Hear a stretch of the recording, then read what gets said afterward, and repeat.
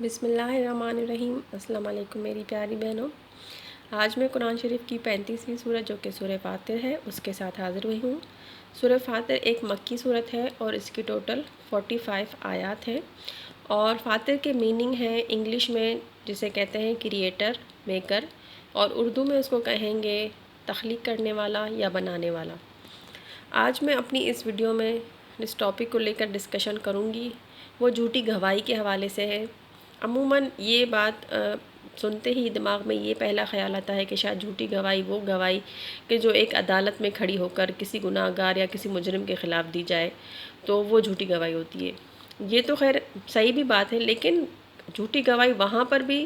صادق آتی ہے کہ جب ہم لوگ ایک فیملی کی طرح کسی خاندان میں رہ رہے ہیں، کسی پڑوس میں ہیں، کسی بلڈنگ میں رہ رہے ہیں، آس پاس کے لوگوں سے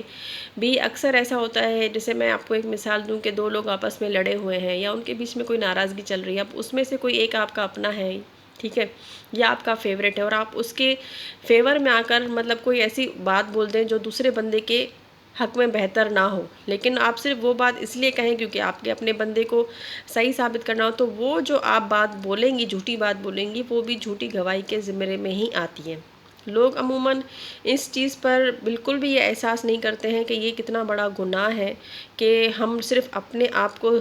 ہمارے طرف والے جو لوگ ہیں ان کو صحیح ثابت کرنے کے لیے یا ان کو سچا ثابت کرنے کے لیے ہم غلط بیانی سے کام لیں اور جھوٹی گواہی دے دیں کہ نہیں نہیں، میں نے بھی یہ چیز اپنے آنکھوں سے دیکھی تھی، فلاں نے یہ بات ایسے بولی تھی اور اس نے یہ کام ایسے کیا تھا، چاہے وہ اس نے نہ کیا ہو، چاہے وہ بات اس نے نہ بولی ہو، لیکن بس آپ اپنی طرف والے انسانوں کو صحیح ثابت کرنے کے لیے کوئی بھی ایسا بیان دے دے جو کہ سراسر جھوٹ پر مبنی ہو، جس سے کہ دوسرے کو غلط ثابت کیا جائے، اور ہو سکتا ہے کہ آپ کا وہ جھوٹ لوگ سچ سمجھ بھی بیٹھیں، ٹھیک ہے، اور دوسرے بندے کو جو کہ بے گناہ ہو، جو کہ بے قصور ہو، اس پر وہ الزام لگ جائے۔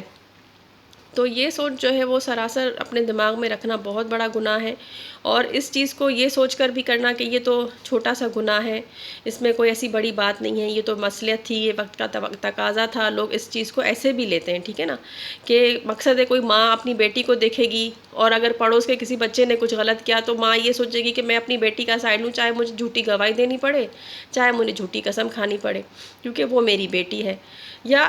بہت سارے ایسے رشتے ہوتے ہیں، ساس بہو کے بیچ میں کچھ پرابلمز ہو جاتی ہیں، نندیں ہوتی ہیں، ہسبینڈ وائف کے بیچ میں، ماں بیٹی کے بیچ میں، بہت سارے خاندان کے لوگ ہوتے ہیں، آس پڑوس کے لوگ ہوتے ہیں، فیملی ممبرز ہوتے ہیں، یا آپ کے دوست ہوتے ہیں، تو اکثر یہ سچویشن اس طرح کی پیدا ہو جاتی ہے کہ لوگ جو ہے وہ جھوٹی گواہی دینے سے بھی گریز نہیں کرتے ہیں، صرف یہ کہ اپنے آپ کو یا اپنے جو ان کے اپنے قریبی عزیز ہیں جن کو وہ چاہتے ہیں ان کو صحیح ثابت کرنے کے لیے وہ جھوٹی قسم کھانا، جھوٹی بات کرنا، جھوٹا بیان دینا، جھوٹی گواہی دینے سے بھی لوگ گریز نہیں کرتے ہیں، اور پھر یہ سوچ رکھ لیتے ہیں کہ ہم اللہ سے معافی مانگ لیں گے تو اللہ تعالیٰ ہمیں معاف کر دیں گے۔ بے شک یہ بہت اچھی سوچ ہے، اللہ تعالیٰ بہت بڑے غفور و رحیم ہے، ہم سب کو معاف کرنے والے ہیں، لیکن یہ بھی کوئی طریقہ نہیں ہے کہ آپ سوچ سمجھ کر کوئی گناہ کریں اور پھر یہ سوچ کر کہ میں بعد میں معافی مانگ لوں گا تو اللہ مجھے معاف کر دیں گے۔ اللہ تعالیٰ کو ہماری یہ چیزیں بھی پسند نہیں آتی ہیں۔ گناہ تو وہ ہوتا ہے کہ انجانے میں اگر آپ سے کچھ غلطی ہو جائے اور پھر آپ اس پہ سخت پشیمان ہو کر اور سچے دل سے آپ توبہ کر کے آپ اللہ سے معافی مانگیں اور دوبارہ پھر اس گناہ کو کبھی بھی نہ دہرائیں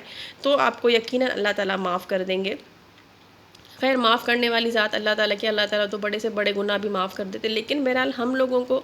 اپنی طرف سے یہ کوشش کرنی چاہیے کہ ہم کوئی بھی گناہ یہ سوچ کر نہ کریں کہ ہم بعد میں معافی مانگ لیں گے، اللہ ہمیں معاف کر دیں گے، اور ابھی تو ہم یہ گناہ کر لیتے ہیں کیونکہ یہ وقت کا تقاضا ہے یا مصلحت ہے۔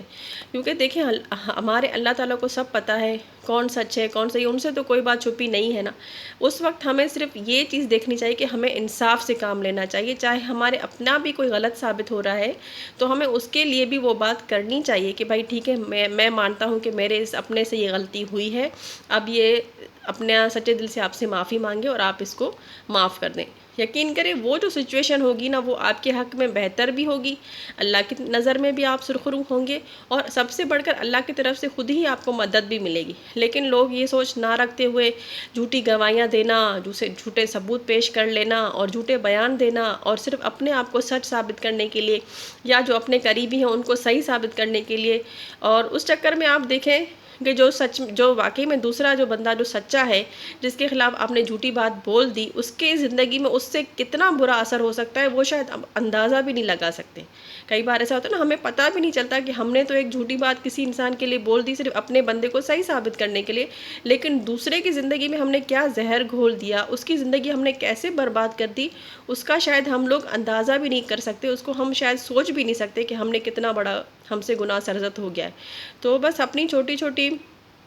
زندگی میں، اپنی چھوٹی چھوٹی باتوں میں، جو آپ کے چھوٹے چھوٹے عمل بھی ہیں، ان میں یہ کوشش کیا کریں کہ سچ سے، انصاف سے اور حق سے کام لیں، اور اگر آپ کا اپنا بھی کوئی غلط ثابت ہوتا ہے تو آپ بالکل سچ بولیں، اور بس اس میں پھر یہ کہ آپ معافی مانگیں، سچے دل سے معافی مانگیں، تو اگلا بندہ بھی پھر درگزر سے کام لے تو وہ سچویشن اچھے طریقے سے ہینڈل ہو سکتی ہے، نہ کہ آپ جھوٹی گواہی دیں یا جھوٹی بات بولیں یا جھوٹا بیان دیں۔ آج میں اپنی اس ویڈیو کو یہیں پر اختتام پذیر کرتی ہوں، اور آپ سب بہنوں سے ہمیشہ کی طرح یہی گزارش ہے کہ اگر آپ کو میری ویڈیوز اچھی لگتی ہیں تو میری ویڈیو کو آپ میرے چینل کو آپ سبسکرائب کریں، میری ویڈیو کو لائک کریں، اور مجھے کمنٹ ضرور دیا کریں تاکہ میری حوصلہ افزائی ہو۔ آپ سب لوگ اپنا خیال رکھیے گا اور مجھے دعا میں یاد رکھیے گا۔ اللہ حافظ۔